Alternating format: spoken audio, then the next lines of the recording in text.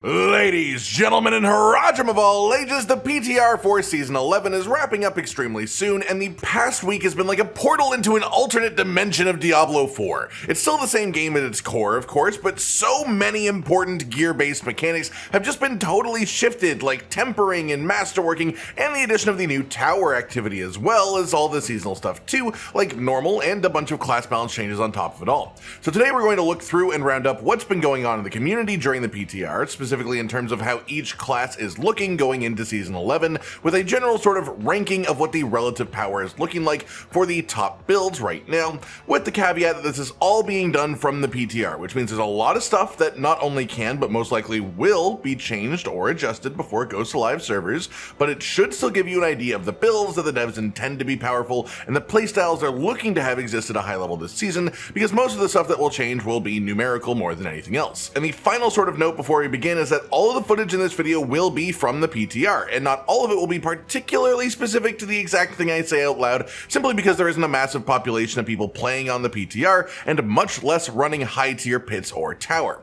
That said, as we begin, our new metric for power in this ranking is actually going to be the tower instead of pits. Tower is a new activity that works extremely similar to pit, even using the exact same tiers for the same level of scaling, but the reason that we are using the towers instead is because they have a full leaderboard system attached to it that you can view in game attached to this system, which means that we have an actual reliable source of what the best clears are for each class right now, or at least we would if it wasn't really buggy. The clears are all still on the list, it just sometimes the game likes to list the leaderboard completely in reverse, sometimes it likes to stick a tier 105 clear beside a bunch of tier 30s at a random spot on the list, but we do have leaderboards and hopefully those bugs will be fixed by launch, and this helps to quantify how good different builds and different classes are as we move through this. That said, let's start at the bottom with the lowest tier, top completion of the tower on the leaderboard, which belongs to the Rogue. Rogue is in a really funky spot right now, and full clarity, I think the Rogue is the class most likely to see a lot of positive changes between the PTR and full release,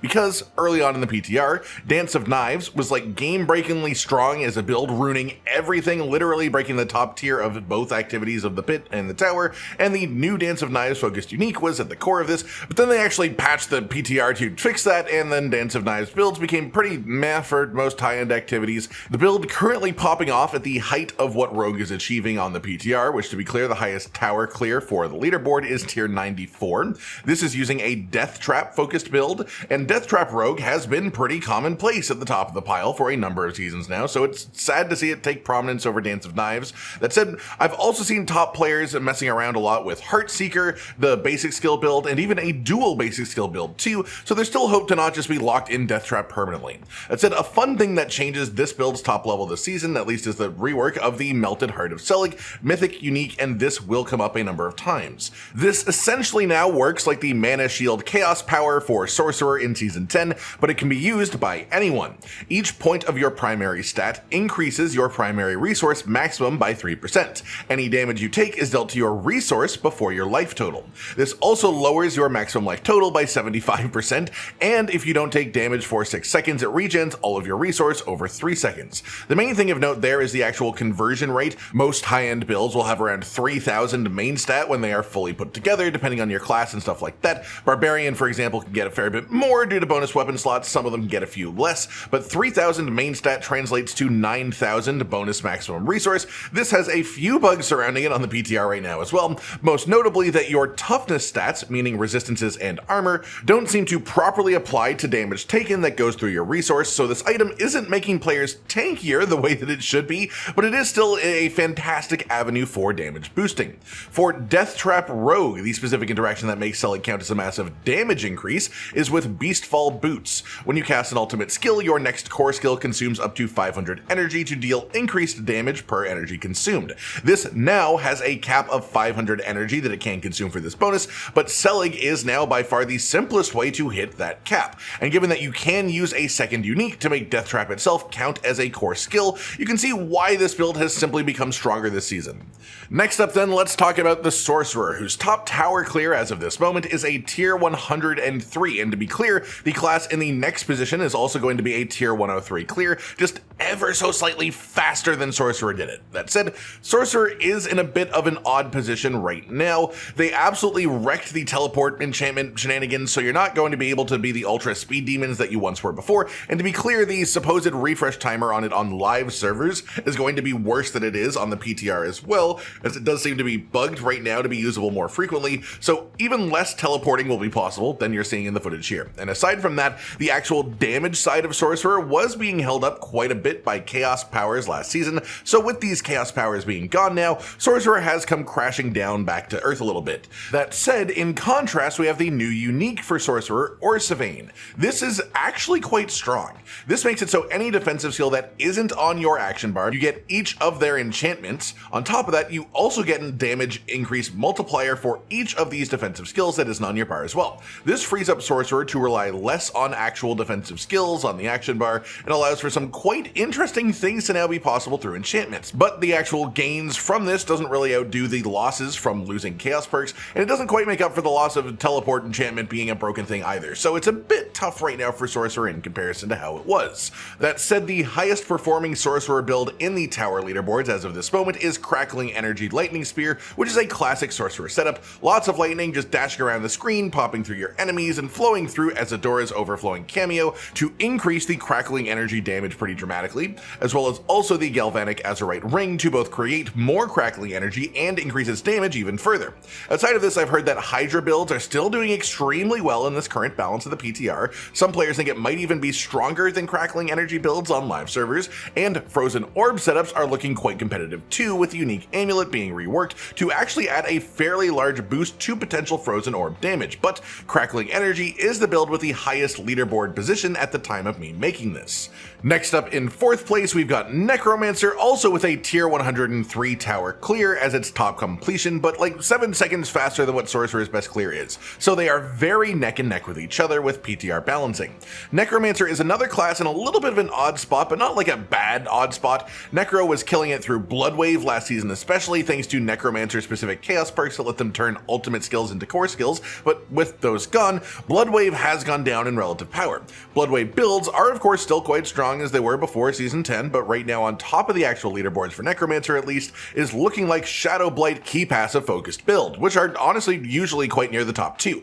This is to say that Necromancer is sort of just very stable right now. They haven't been really particularly weak for multiple seasons, they have been super strong over that course of time as well, but usually they sit right around the upper middle part of the pack of the classes. And as far as Shadow Blight Necromancer specifically, I'm not seeing anything particularly new or special to make it pop off, other than just the other options falling behind a little bit. But that said, there is one new build right near the top of the pack too, which to be clear, I have seen it reach a tier 100 tower, so it is very much comparable to Shadow Blight, which is Golem focused Necromancer. This uses the new Necromancer unique Grave Bloom, which replaces your singular golem with 3 smaller golems that do up to 60% of the normal golem damage, as well as having 30% bonus attack speed. This also gives you faster golem respawning, but the big deal honestly is that one of the affixes is chance for golems to hit twice, which is massive for scaling your golem damage, and then +2 golem mastery, which is the golem related passive. So big gains in Golem Town, and it seems like this is genuinely enough to make golems be a competitive meta build for Necromancer, which is awesome to see.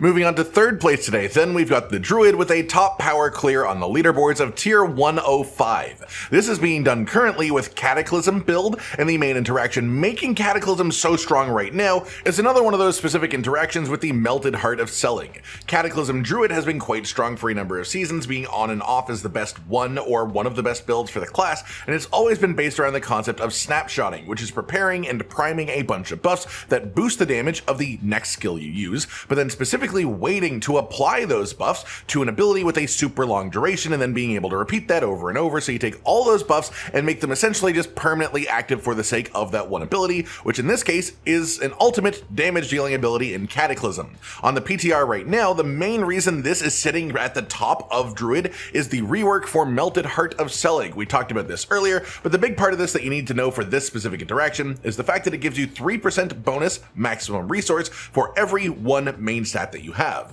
What this interacts with is the Ancestral Guidance legendary paragon node for Druid, which is increased damage after spending some resource, but the important part is 1% increased ultimate skill damage per spirit that you have when the ultimate is cast. You can easily get like 10,000 resource resource through the new Melted Heart of Selig in the way that it functions, and those two things combined, you can very easily see why this would become so powerful. The reason this doesn't go higher tier than it does right now, though, is survivability, due to the bugs with the Selig rework that we talked about before, but damage-wise, it probably could go higher. That said, this is expected to be much less offensively strong on live servers come release, as every other way of funneling bonus damage through having high max resources with Selig right now is capped at 500 resource counted for the conversion, like when Rose, like we talked about earlier with Beastfall Boots. So we expect to have the same thing applied to Ancestral Guidance before launch, which would knock this build down a couple of pegs. This makes it a little bit hard to predict the climate of Druid in Season 11 until these fixes exist for certain, but Cataclysm should be relatively high even if it's not top. Other expected powerhouse builds for the class are the Poison Pulverized Puddle Splashing build that was at the top for the last couple of seasons, and I've heard some promising things about Boulder builds, and of course Shred for speed farming still works great too, but with a lot less power than it had in Season 10, with things like the Chaos perks now just being gone. Next up then, we've got the Spiritborn, whose highest tower clear on the leaderboards is a tier 109, and this was actually done with the Evade build of all things. Evade build Spiritborn has been near the top of the class in one way or another since the class was first added, but usually where it actually excels at is speed farming specifically, as opposed to the actual like high power requirement activities, because it just moves so fast through content in general. It is worth saying that there does seem to be some bugs going on defensively with this build, not sure about offensively, but you can become just fundamentally immortal with Evade build on the PTR right now, though the reason isn't overtly obvious. But I think it's fair to say whether this is a bug or not, the devs will likely take a stab at trying to fix this or change it before it goes live, because being unable to die sort of breaks the game. That said, the damage is the top of any build for the class regardless, and this is partially because it's the only top Spiritborn build that can reasonably fit in the unyielding hits legendary aspect and make great use of it. This gives you bonus weapon damage in proportion to your total armor, and with the way that armor has been reworked, endgame builds can very easily hit stupidly high armor. The one that I am wearing right now in the town has nearly 15,000 armor, which means it's unbelievably over the cap that you can get from unyielding hits conversion rate. In previous seasons, you had to make a lot of purposeful choices and decisions to get to the cap of benefits from unyielding hits, but now it's basically just a guarantee in an endgame build, which means that you can do it while freeing up other slots for more powerful options as well. So Evade has just gained notable amounts of power as a result. The other top builds for this class right now are the classic trio of Rod of Kepaleke builds. Rod of Kepaleke as a unique is in a really good spot right now, so everything that can take advantage of it is in a really good spot. The classic trio of builds based around it are Quill Volley, which is the most classic one using Crushing Hands, the Gorilla core skill, and then one using Rake as well, which is the Jaguar core skill, but you can even use this with Touch of Death modified to be a core skill, or Payback modified to be a core skill as well, all of which will work quite well, so the actual sort of parity between the builds at the top of Spiritborn is pretty good right now. Finally then, in first place at the moment we have Barbarian, but before we even get into this section, this will not make it to live servers the way it is right now. The top build on the PTR by a solid margin is Hammer of the Ancients, with some pretty reasonable reasons behind it. This has gone through various points of being super strong as a build, and then a little bit middling over the last few seasons, but right at this moment it is the top build for the class, and it's possible that will still be the case on live servers, but this build will get neutered at least a little bit, so it's hard to say exactly where it will end up. That said, the main reason that this is the only class with any run on the leaderboards above a 109 clear, and the current top run is a tier 124, is similar to what we talked about for the Druid. Barbarian gets a ton of potential value from the new reworked version of the Melted Heart of Selig. Again, the big important part for this class is the line that says every one main stat translates to an extra 3% maximum resource. Barbarian is capable of hitting the highest main stat of any class due to having 4 weapon slots, 2 of them being two-handed weapons, and so that in itself means it can funnel through this excellently. But then it also has 2 uncapped scaling sources. The first one applies to the majority of Barbarian builds. It isn't locked just to Hammer of the Ancients, and it's Ramlodny's Magnum Opus, the one-handed sword unique that gives you damage scaling off of your current resource amount when using a skill. This is a multiplicative damage increase per point of resource you have, so going up from hundreds of resource to literally thousands upon thousands from Melted Heart of Selig, that already bumps the damage benefits an insane amount. But the other thing that also interacts with this is specific to Hammer of the Ancients, and it's why Hota builds are above the rest for the class on PTR, which is Furious Hammer of the Ancients, which is an enhancement for the ability, which scales to give bonus crit damage and crit chance for every 10 resource you have when you cast the skill, with no cap currently. Funnel thousands of resource into that, and it again will scale to the absolute moon. Both of these things together are why it can do a tier 124. That said, it makes it a bit hard to make proper predictions for the class, because we know for a fact they will cap the way that Selig's massive resource count translates into direct damage bonuses through any way. Every other instance of this is 500 resource cap for the conversion, so I'd expect both of these sources to be capped at counting 500 resource at most, and then when this happens, Barbarian should still be in a very strong position, hopefully not quite as far above every other class, but the main difference is we don't know which of the builds will end up on top. It could still be Hammer of the Ancients, but Lunging Strike focused Barbarian builds as a basic skill build is looking quite strong. Mighty Throw is great for Pit and potentially Tower and pushing as per usual as it's been for multiple seasons now, and I've also heard that Leap Barbarian as a speed farmer is going to be a lot of fun using the new Chain Scourged Mail unique pants that mess with brawling skill cooldowns and damage, and you can just give Leap a super low cooldown and just start bouncing around like crazy as a result. On the whole then, my thoughts on Season 7 after the PTR are quite mixed, honestly. There's some interesting stuff going on with the classes and builds, and all of the item rework stuff has had some genuine impact on the game. Tempering and Masterworking felt like flawed systems before, and while they still don't feel perfect by any means, I think they're a lot more approachable for most players now, as they are less RNG driven, not completely lacking in RNG, but far less of it. That said, on the other hand, all of the changes to how affixes and items work has made things like enchanting your gear to change affixes way more random and harder to get the desired results. With 4 affixes on legendary items again, you can only change 1 through enchanting, so finding a good item base to work off of to begin with is harder once again. And because of the whole toughness system, the new affixes, and the rejiggled affixes, it feels a lot harder to roll the specific affix that you actually want from enchanting than it used to be before this PTR. Overall, it probably results in a lot less randomness through the game and through build crafting, but I think that people are going to find themselves a lot more irritated at enchanting than they have been in recent seasons. Put simply, there's good stuff, there's bad stuff. It's definitely progressing in a positive direction, but there's still a lot to be done to improve it,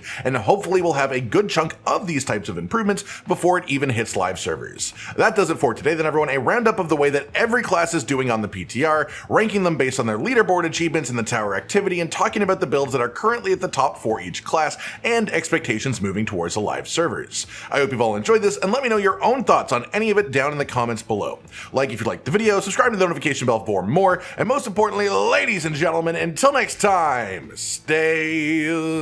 sweet. Josh, Cotton, and Hollow with the videos, dropping the humor like a hammer on your tippy toes, bringing entertainment on a daily arrangement to take our insanity and turn it into entertainment. Yes, I said entertainment twice, to reiterate that it is nice to look into your faces on a mostly daily basis when you let us in your homes to make the whole world a stage. Goodbye.